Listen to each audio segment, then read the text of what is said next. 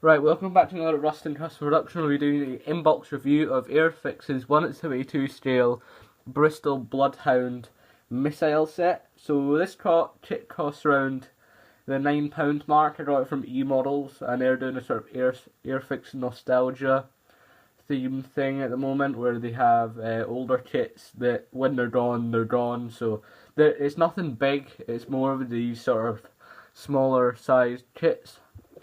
As you can see, it's not a brand new boxing either. It's not the red trim, it's the grey trim, which I believe is sort of 80s or not 80s, sorry, 90s or early 2000s.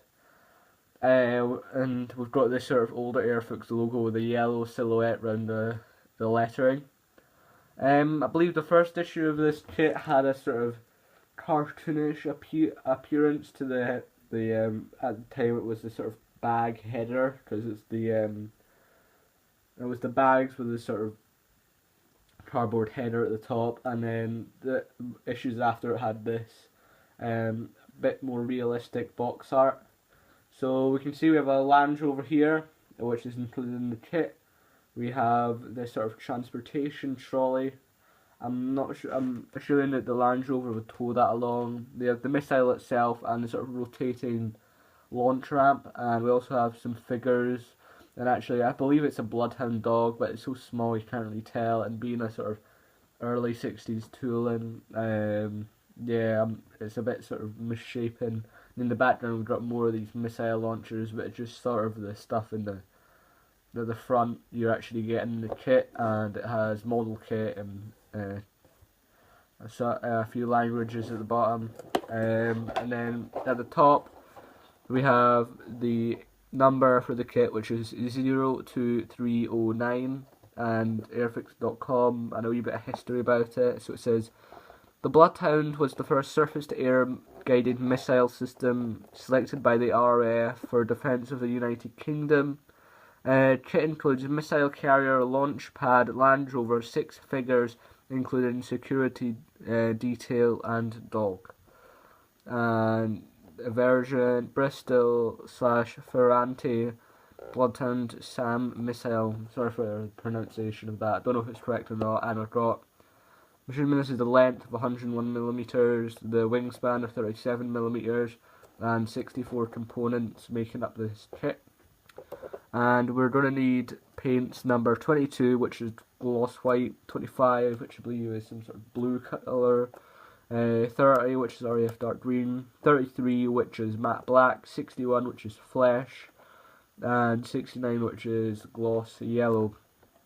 Then it says model kit again, and then obviously the Humbrol paints aren't included, and you get 1 Airfix flying hours. And then this is all just sort of copyright and stuff in various languages, barcode 8+, and then at the end it's just the sort of box art shown again twice.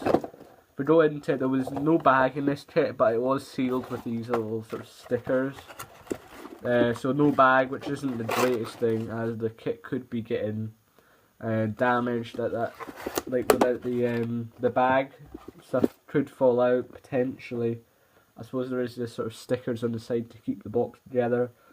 But the first sprue, we have parts of the Land Rover, so the whole sort of side of it is one part, and we've got some, I don't know, tarp sort of texture on it.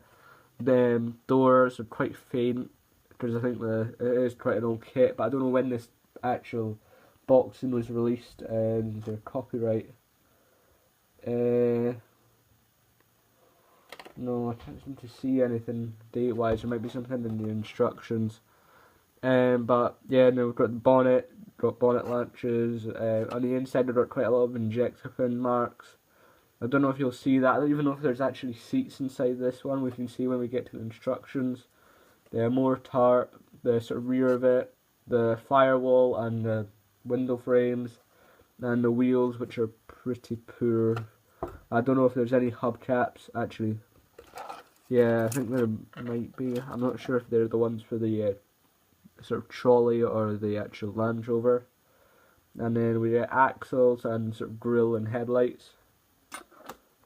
The next sprue has figures on it, which aren't, they're sort of blobs.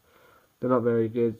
He's got a wee hat. They're all these are all the exact same guy, which is a bit pointless because you know when I have same 6 people in a photograph, or no, 3 people in a photograph doing the exact same thing if you're doing a diorama or something. And then we get the dog, which is drawn bizarrely sort of. Is that his ear? No, I think it's just a bit of flash on it. The tail, which I'll probably break off, and yeah, it's got 4 legs, which at least is something.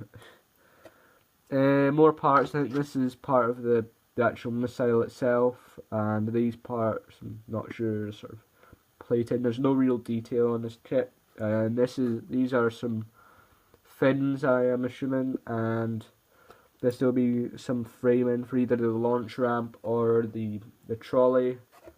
These are for so yeah, sorry, the camera just cut out there. Next we have this sort of part of the launch ramp. It has some riveting detail, which is probably a bit out of scale, and then we'll have more framework, I believe, for either the launch ramp or the trolley. Various other parts. I believe that's the bed of the Land Rover. No, it wouldn't be because there's a sort of turntable part. That will be part of the launch ramp. So next sprue we have wheels. We have these 2 ones, which are, yeah, I mean, there's actually no hub detail on any of the wheels in this kit. And we have the mud guards for the trolley, and I believe some more parts for the trolley. Right, next sprue is, I'm not even sure, probably trolley again. Mostly, that's probably what that is. It's just sort of rods and bits and stuff. And then we have a loose part in the box, which is the more parts for the trolley, mud guards at the rear. And then the final one is the actual missile itself. We've got the sort of side rockets. I believe these detach at a certain speed.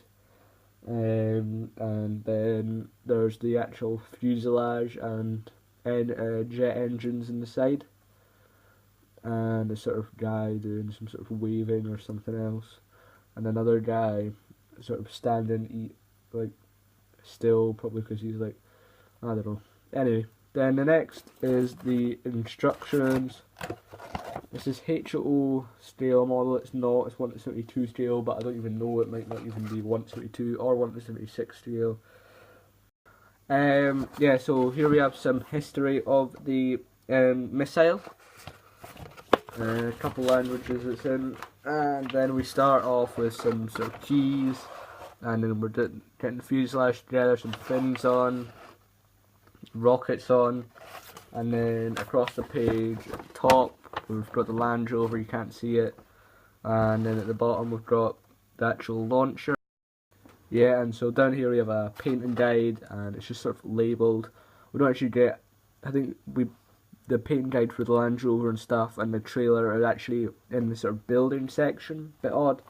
So it's 7 steps, including painting, no clear parts. Would I recommend it? Well, if you want a Bloodhound missile, I think it's the only one to go for in this scale, and it's quite a nostalgic kit, as that's why it's in the sort of E-models nostalgia.